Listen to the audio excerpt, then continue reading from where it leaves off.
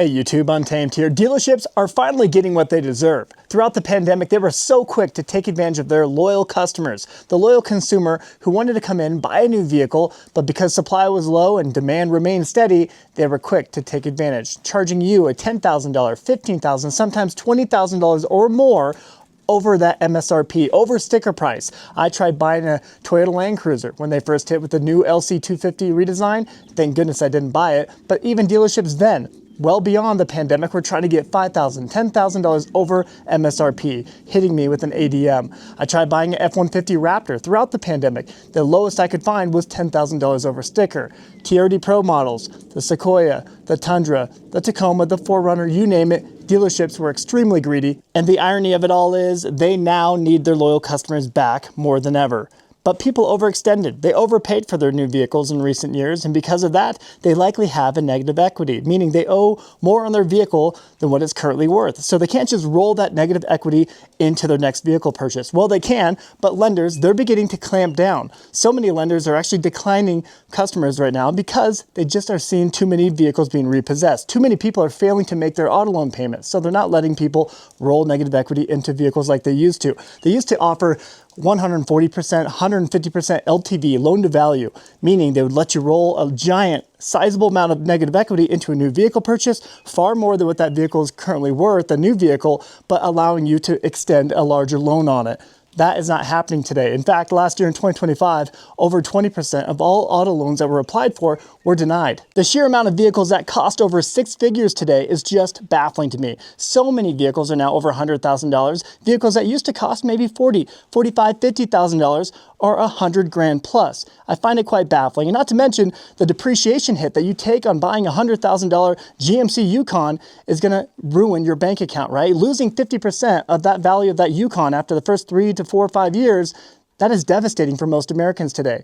Our wages and salaries have not kept up with the pace of the cost of things, right? Everything is just far too expensive, and we're not getting paid all that much more. I remember it wasn't all that long ago when I used to think a $100,000 vehicle, I used to think an exotic or perhaps a supercar, right? Or Lamborghini. But nope, you just get a Ford F-250 or a Ford Expedition or a Chevy Suburban. That's what our new reality is. And to add insult to injury, tax season hasn't helped dealerships. Every single year, tax season tends to help them out a little bit because that gives buyers a little bit larger of a down payment to make on a new vehicle. So every year between March and I'll say maybe June, end of May, a lot of people have a few additional coins in their bank account. And while dealerships are not seeing that this year here in 2026, people are deciding to hold on to their money and will put it toward other bills right now and putting it toward their current vehicle, toward that current maintenance, toward that current service to keep their current vehicle on the road longer because they cannot justify going out and buying a new vehicle with current prices. What a lot of dealerships fail to recognize is people have long memories.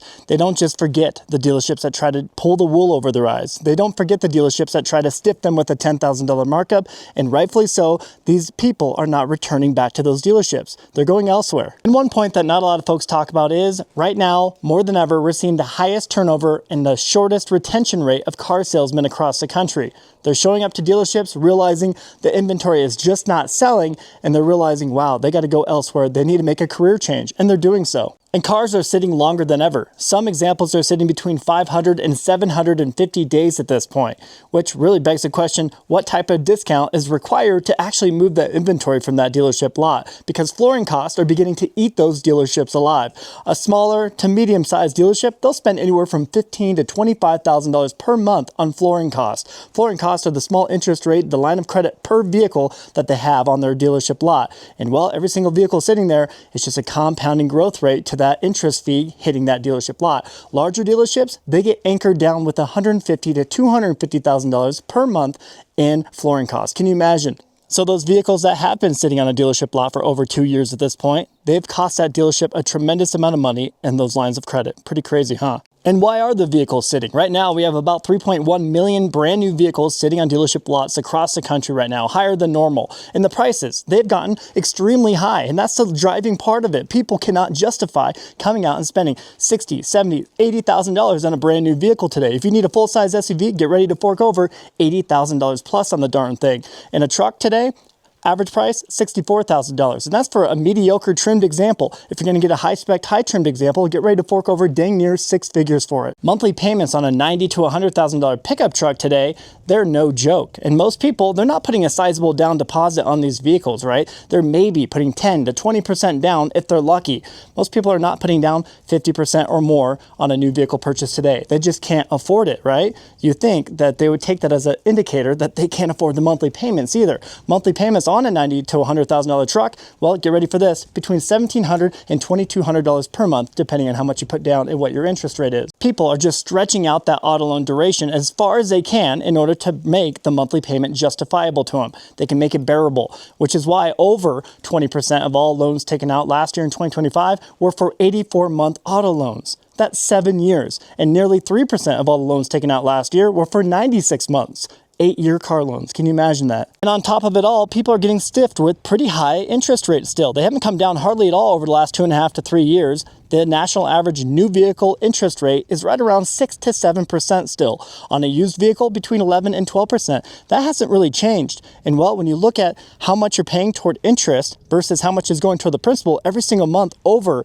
a 60-month loan or a 72-month loan, it's quite sickening. And a huge part of the problem is automakers just refuse to offer cheap, reliable options anymore. Everything is a high-spec, high-trimmed, expensive example because, well, that high-country trimmed Chevy Silverado takes up the same amount of bandwidth and space on the assembly line compared to the LT trim, the sparse down trimmed example, the Silverado. So they figure might as well maximize that profit margin on the high country versus, well, the bare bones example. All new cars are stuffed with technology and creature comforts, and nobody really asked for this, right? But it all boils down to what those profit margins are.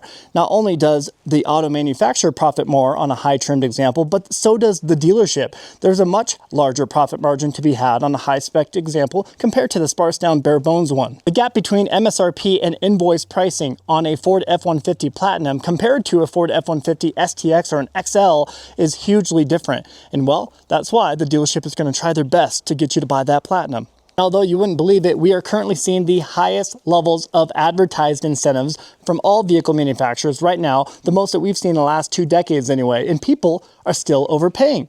Right? MSRPs have risen nearly 45% since 2019 pre-pandemic. And well, on top of just buying that vehicle, today more than ever, you have to worry about the finance officer, the finance box, overcharging you on everything. They take advantage of people, upcharging your loan, right? They uptick that interest rate. They get a secure a nice maybe 2.9% interest rate for you, then upcharge it to maybe 4.9% for you to sign on the dotted line. In addition to that, they're constantly trying to stiff you with a bogus add-on or protection package that you don't really want, and those are hugely inflated in price. Same goes with extended warranties. It's safe to say that people have caught on. They've caught on to just how sleazy so many dealerships can be, and while they're choosing to keep a hold of their current vehicles for much longer. On average, most Americans would swap out their vehicle every 3 to 5 years. But as of the last 5 years anyway, people are choosing to hold on to it for maybe 5 to 7 years, maybe 5 to 10 years, because they've realized paying for that necessary maintenance and service on their current vehicle is much wiser financially comparatively to buying a brand new vehicle every 3 to 5 years. The problem with it all is people have caught on too late. Far too many people have lost their vehicles to the repo man. Over 2.5 million vehicles were repossessed last year in 2025, and we are on track to surpass it here in 2026. Right now, we are seeing the highest levels of 30-day, 60-day, and 90-day delinquencies that we've ever seen in our country. And well, consequently, we are now seeing the highest level of auto loan debt we have ever seen as a country, over $1.65 trillion in auto loans across the United States. And that number there keeps growing at a compounding rate year to year. Something has got to give soon. And for whatever it's worth, that $1.65 trillion debt right there, that's only second to our mortgage home loan debt within the United States. Pretty wild, huh? Many new cars that used to sell within a week or two are now sitting on dealership lots for several months at this point. And like I alluded to earlier, some cars, trucks, and SUVs are sitting over 750 days now. Can you imagine walking up on a dealership lot and finding a number of 2024, brand new 2024 models sitting there still? Pretty crazy. Cars, trucks, and SUVs that used to be sold with a markup or an ADM are now being sold at invoice. We see it with the Ford F-150 Raptor. It's not unheard of to get a Raptor at invoice pricing now, whereas before, they always came with a $10,000 or more markup over sticker. Same goes for the TRD Pro Tacoma, right? The Trail Hunters, they're being offered at invoice pricing often too. And you would have never seen that in previous years. But you can't really celebrate it too much given the fact that auto manufacturers have hiked up MSRPs tremendously. Auto manufacturers witnessed firsthand what dealerships were getting for their vehicles. They thought, well, let's profit on that instead of the dealerships. Let's go ahead and upcharge them a bit more in that sticker price so we can make more money, not the dealers. Let's face it, everything has gotten so expensive within our country that now Americans have no choice but to just bury themselves in debt in order to keep up. And well, people trying to keep up with the Joneses and people trying to keep up with what they see online, they're only hurting themselves tremendously, right? People are overextending themselves to a breaking point. They stretch themselves so thin with these monthly payments alone, they're not even considering the rest of their bills between the rent, their mortgage, the cost of insurance, right? Insurance has over doubled in the last 2.5 to 3 years alone. That right there is a silent killer. So let me know what your thoughts are on the current car market. Do you see it crashing by the end of 2026 or perhaps 2027? Let me know in the comments, and let me know what your honest opinion is of what that true crash will actually look like within our country. And more importantly, what will it actually take for you to consider buying a new vehicle this year? 30% off with a 0% interest rate, 40% off, 50% off? Let me know in the comments. As always, I sincerely appreciate you taking the time to tune into these videos. If you enjoy it whatsoever, I do respectfully request that you please consider liking and subscribing. Your support means a ton, and I promise it doesn't go unnoticed. Till next time.